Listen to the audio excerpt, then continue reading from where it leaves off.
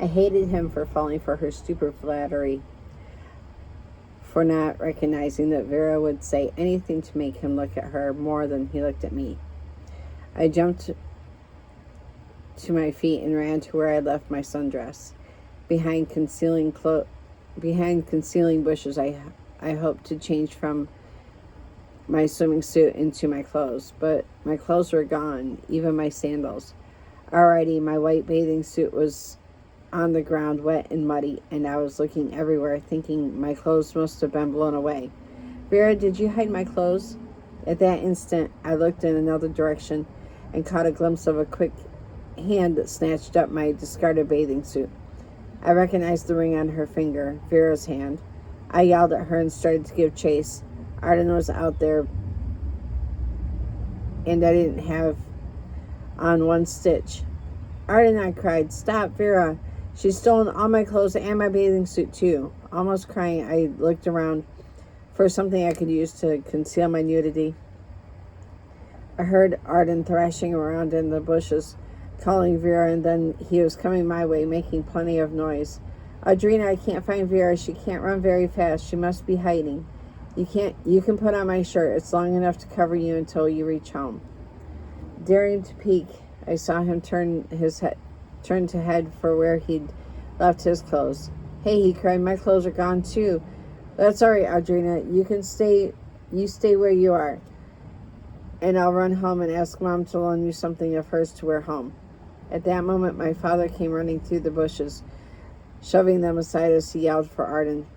Where's my daughter? He looked wildly around, and then riveted his threatening eyes on Arden again.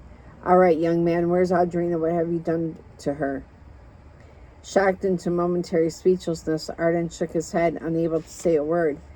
And then as my father advanced, his huge hands were balling into fists, he found his voice. Sir, she was here a moment ago. She must be on her way home. No, growled Papa, knitting his thick brows and scowling. I would have passed her on the way if that were true. She's not home, and she's not here. Where else can she be? I know she visits you and your mother often. Vera told me that. Now where the hell is Audrina?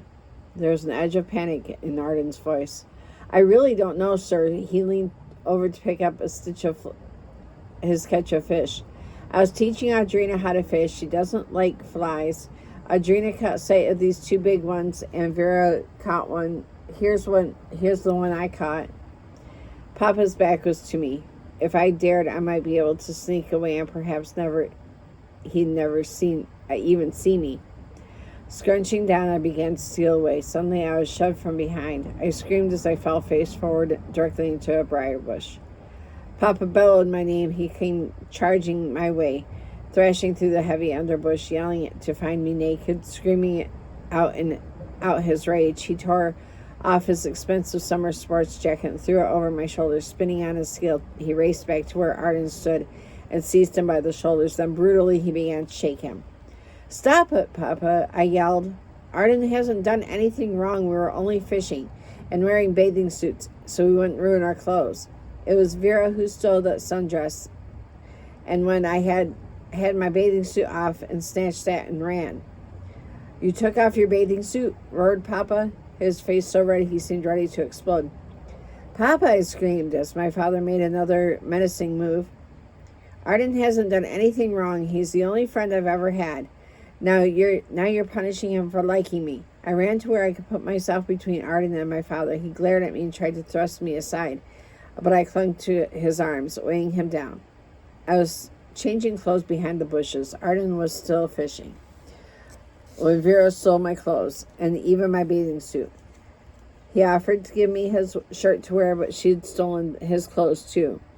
And just before you arrived, he was going to run home and bring back something his mother would loan me to wear. And now you want to punish him for what? Vera did? Behind me, Arden jumped to his feet.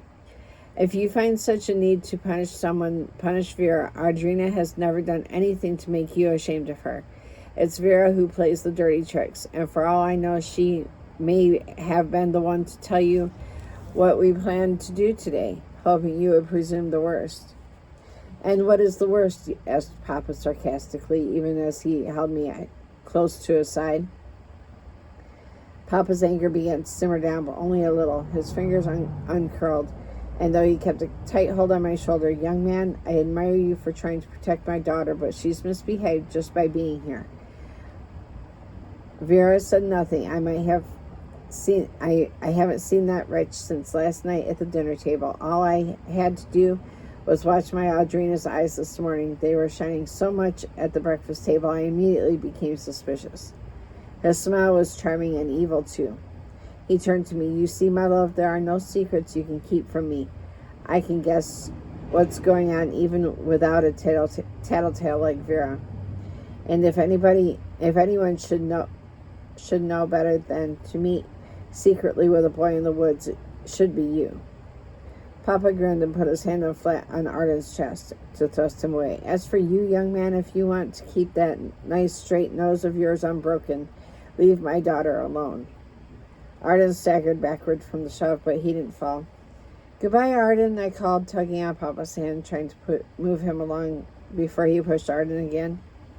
Papa chose the most overgrown and difficult paths home, while everything clawed at my face, my legs, and my feet. After a while, he let go of my hand in order to protect his own face from being whiplashed by low branches. I was having great trouble keeping the jacket in place. The neck was too large. It kept slipping off my shoulders. When I reached to pull it up on one shoulder, it slipped off the other.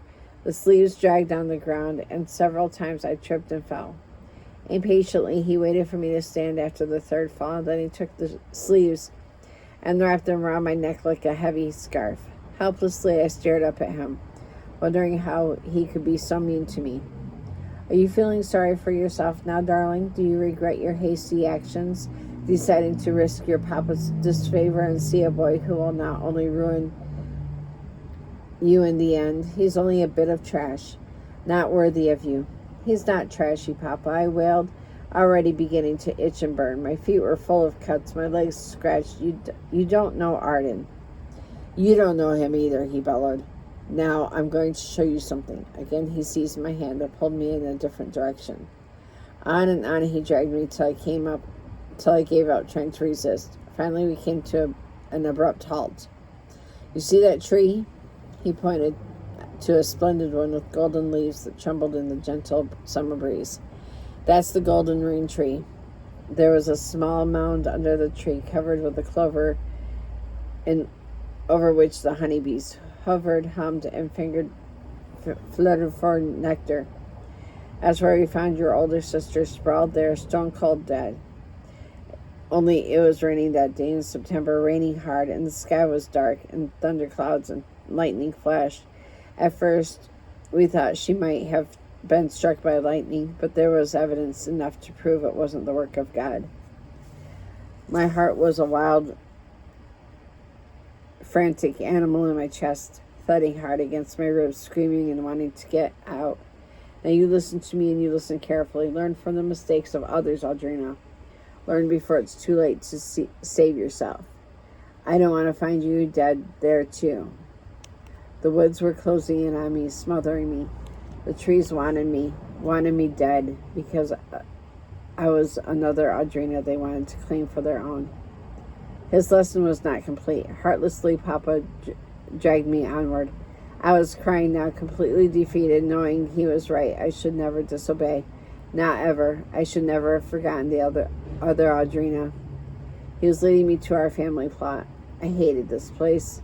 I tried to sit down and resist, but Papa picked me up by the waist, holding me rigid before him like a wooden doll. He stopped in front of the high, slender tombstone that seemed symbolic of a young girl. He said it again. He said it 100 or more times in the past, and just before, his words made my blood chill and my spine turn mushy. There she lies, my first Audrina, that wonderful, special Audrina, who used to look up at me as if I were God. She trusted me, she believed in me, had faith in me.